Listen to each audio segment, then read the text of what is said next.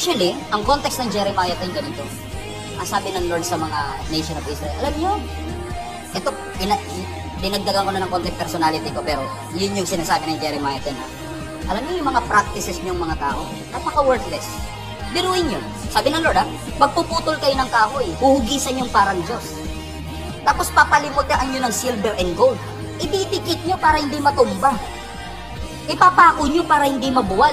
Yung mga Diyos-Diyosan nyo na yan, parang panakot ng ibon dun sa bukid. Sabi ng Diyos, basahin nyo Jeremiah 10, parang panakot lang yan ng ibon, hindi nga yan nagsasalita.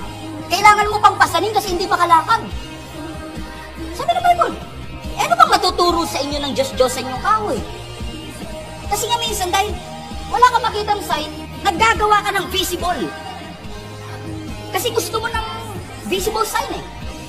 Kaya nag-apology eh. Yung nation of Israel, sabi nila, Lord, patawarin mo kami, yung mga leader namin parang hangal. Hindi sumasangguni sa'yo, tuloy, hindi kami nagtatagumpay. Kasi nga, nakaangkla na kami dito sa physical na nakikita namin. Dahil nga, hindi kami makapagantay. Kaya gumawa tayo ng gumawa. Pero sabi ng writer ng Jeremiah, pero ikaw, Lord, alam naming totoong buhay ka.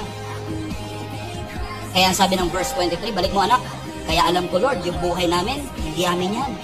Because we are not able to plan our own course.